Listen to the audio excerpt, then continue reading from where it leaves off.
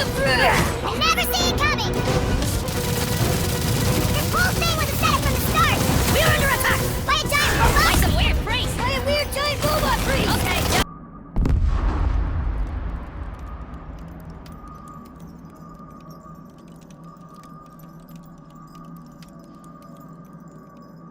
You know, you guys can fight me on this, but this version of the Guardians of the Galaxy is far superior than the MCU counterparts. This game was amazing. Hit it!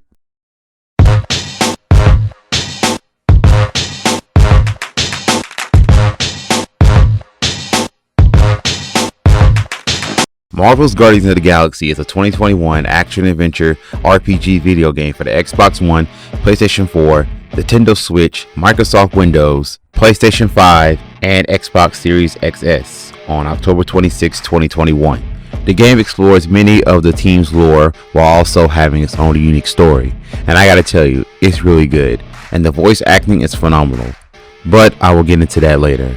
But right now we will get into the story. Spoiler alert if you haven't played the game as of yet, because I know there are some that has it on their list or played some of it and put it down, like I did. So if you want to skip the story, the time code will be in the description below. The game begins with Peter Quill, aka Star-Lord. He is having a dream of his life on Earth before he wakes up. As he gets dressed and he meets his team, which consists of Rocket Raccoon, well, he considers himself not a raccoon, and if you call him a raccoon, he will shoot you or blow you up or whatever.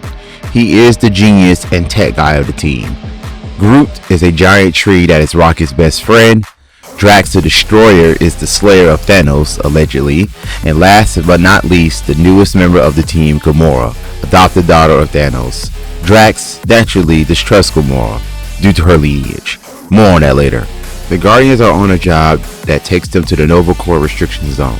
Quill, Rocket, and Groot explore the ground while Gamora and Drax stay behind on their ship called the Benatar. While on the job, Quill and Rocket get separated from Groot and accidentally release an unknown entity, which in turn kill an alien beast that he was looking for to sell once they caught it.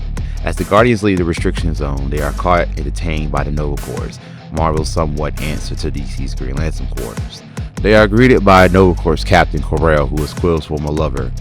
There was also another detainee that was in the restriction zone. His name was Grand Unifier Raynor. He was searching for his so-called Golden God. We are also introduced to Nova Corps cadet Nikki, Kor-El's daughter. Quill suspects that she may be his daughter also, but Kor-El is being begged about it. Quill uses his charm to not go to jail, but Kor-El gives him a hefty fine that he has little time to pay. The Guardians come up with a plan to get the money by selling either Groot or Rocket to Lady Hellbender and then steal him back. I chose to sell Groot and the plan worked, and the Guardians escaped with the money and Groot, pissing off Lady Hellbender. The Guardians return to pay their fine, but many Nova Corps officers are possessed, stating over and over that they must spread the promise and attack the Guardians. They fight their way out and escape to nowhere. The Guardians get into the argument and split up. As Quill goes and tries to seek help from Cosmo, the space dog, he is attacked by two of Lady Hellbender's assassins.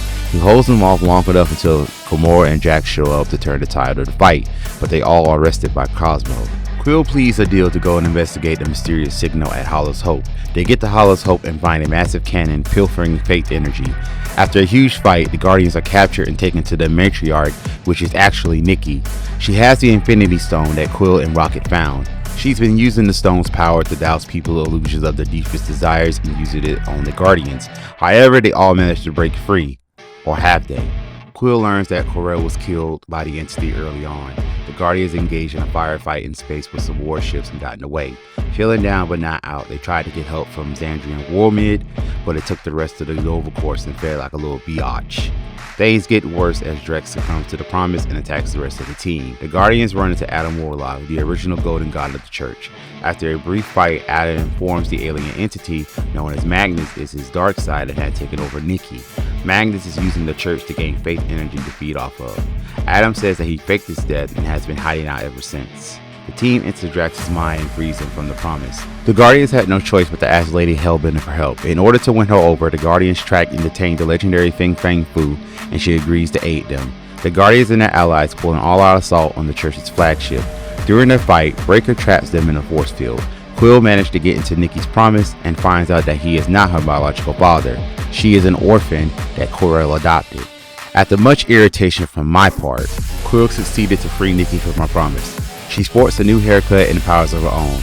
With the combined efforts of the Guardians, Nikki, and Warlock, they were able to defeat Raker.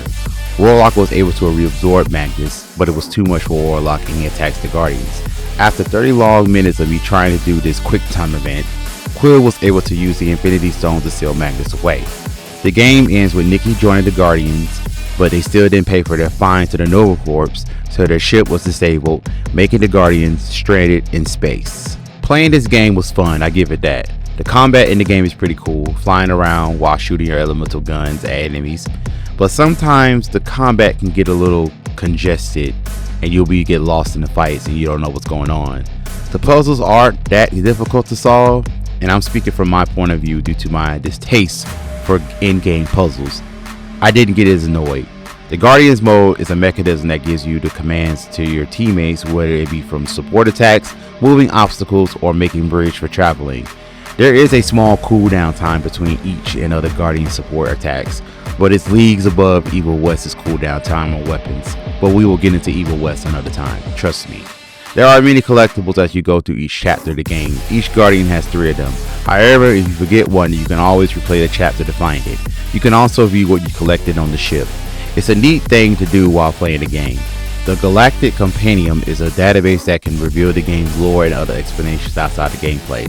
Also, there was a fun neat part of the game to where you can look up criminals that Nova Corps have in their database. They had levels to where if said criminal is a universal threat or planetary. I don't think the universe has to worry about Quill, like at all. There was one hit that this game is in continuity with the Avengers game that came out before this game, but it was debunked by the developers. Thank God. Quill was captured by the Jatari many years ago due to the fact that his mother had a love affair with Jason, the last known king of the Spatari Empire. The Jatari kept Quill captive to cripple the Spatari Empire long before the Galactic War. It is unknown of what happened to Jason, but hopefully we'll know more about Jason in the sequel, if there is one. Quill's elemental guns have been passed down from his father to him. Lucky for Quill, only he can use them. The guns have 4 special abilities: Ice, Lightning, Wind, and Plasma. Ice can freeze and hold enemies into place. It can also freeze geysers to make platforms. Lightning can not only electrocute and paralyze enemies, but the lightning can also jumpstart or interrupt devices. Wind can pull objects and pull enemies, so you can pull off some neat combos. Plasma can melt frozen obstacles in your way, and you can do burn damage to enemies over time. There are 2 gauges that can be used during the battle. One is called the action to neutralize an enemy. The huddle is a fun way to where Quill has his team in a huddle to get in a pet talk. It usually works and everyone's stats gets boosted for a short period of time. Throughout the game, there are many alternate costumes to collect in the game. There are over 40, but I managed to only collect a few, so shame on me. Quill's personality is a cocky kind of leader, but he is effective. He does have the voice of reason when the team starts bickering.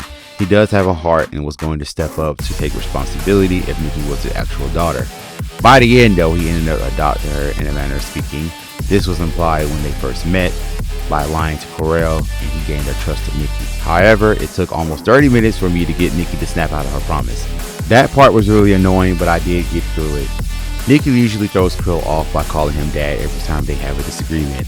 However, I'm sure he doesn't mind it. Quill bickers the worst with Rocket due to the fact that Rocket wants to be the leader of the team. Rocket is an overprotective brute, but we all do that much. Rocket is the tech guy that upgrades Quill's elemental guns throughout the game, whether it be on a mission or on the ship. Rocket will always make use of a workbench, I'll tell you that. He is a bit of a pyromaniac, but is useful when in a fight. Drax was legendary throughout the galaxy due to him killing Thanos allegedly. His origins are the same of his MCU counterpart, from talking in metaphors to the destructive Gamora. And if that's the same in the comics also, and I didn't mention it, I don't care. It's obvious that he would be stuck in his promise due to the fact his wife and daughter were murdered by Thanos. I know deep down that he wants nothing more than to be with his family again. If it wasn't for the rest of the team, he will be still caught in that promise and the galaxy will be lost forever. Gamora is the new member of the team at the beginning of the game. She is an expert fighter and very agile. Like I said, Drax didn't trust her because she is the adopted daughter of Thanos. By the end of the game, I think he trusts her a little bit. Groot is Groot. What more you want me to say? Okay, he's the heart of the team. Damn. The main villain Magnus used the church to gather power to take over the universe. I wonder what will happen to the church if Magnus won and revealed himself. He will probably stuck all his followers in their promise. Wait a damn minute. This plan sounds real familiar, don't you think? I did like this game. I seriously think that this game is far superior to the version from the MCU. It's a better story and these Guardians are more powerful than the ones on the silver screen.